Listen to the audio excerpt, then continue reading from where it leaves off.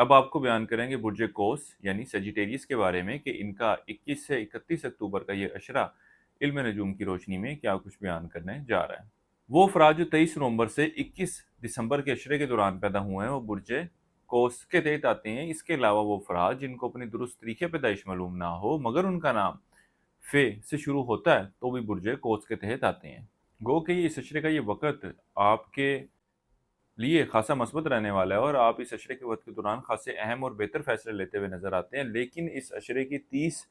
تاریخ سے جو وقت شروع ہونے جا رہا ہے اس وقت کے دوران آپ لوگوں کو زندگی کے معاملات کے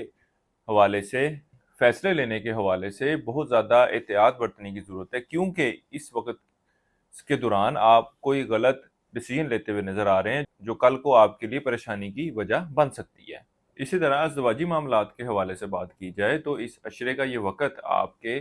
اچھے اور بہتر ازدواجی معاملات کی نشاندہی کر رہا ہے، یہاں تک کہ آپ شریک حیات پر اخراجات بھی کرتے نظر آ رہے ہیں، لیکن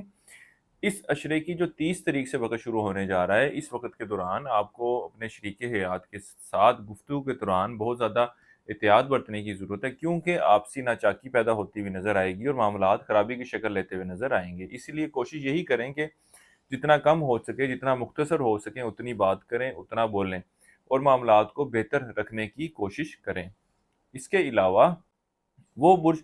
قوس والے افراد جو رشتے کی تلاش میں ہیں ان کو بھی چاہیے کہ اس اشرے کے وقت کے دوران رشتے کے حصول کے لیے ضرور کوشش کریں، خاص طور پر 21 سے 29 تاریخ کا وقت جو ہے ایک اچھے اور بہتر رشتہ ملنے کی نشاندہی کر رہا ہے، اس وقت کو ضائع مت کریں۔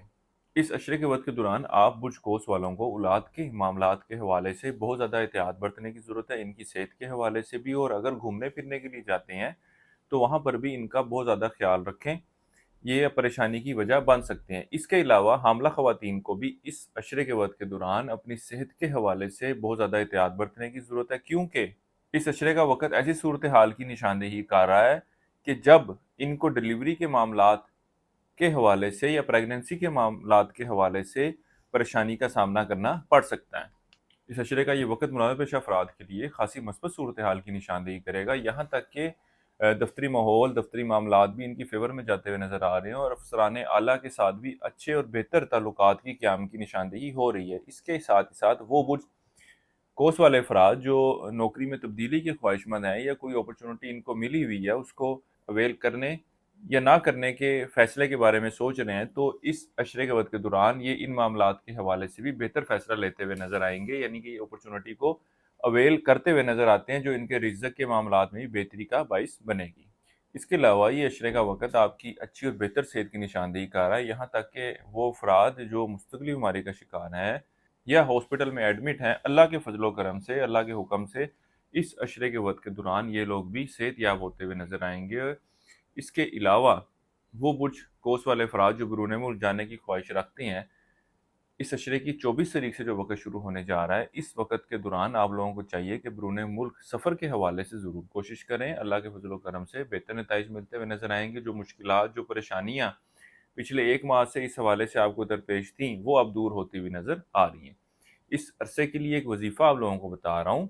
یا اللہ یا قدوس، ایک تسبیح آپ نے اس کی کرنی ہے روزانہ فجر کی نماز کے بعد، اور اپنے معاملات میں بہتری کے لیے دعا کریں۔ اس اشرے کے دوران آپ لوگوں کو چاہیے کہ پانی جو ہے وہ تقسیم کریں، پانی کی بوتلیں تقسیم کر دیں، یہی آپ کا اس اشرے کا صدقہ ہے۔ اس کے علاوہ اس اشرے کے دوران آپ لوگوں کو چاہیے کہ زمرد ایمرلڈ جیم سٹون پہنیں، یہ آپ لوگوں کے لیے خاصا بینیفیشل رہنے والا ہے۔ زندگی کسی معاملے کے حوالے سے آپ لوگوں کو مشاورت درکار ہو، روحانی رہنمائی چاہیے ہو یا نیچرل جیم سٹون خریدنا چاہتے ہو تو ہمارے اسکرین پر دیے گئے نمبر پر رابطہ کر سکتے ہیں۔ برج قوس والوں کے لیے اب تک اتنا ہی، اللہ حافظ۔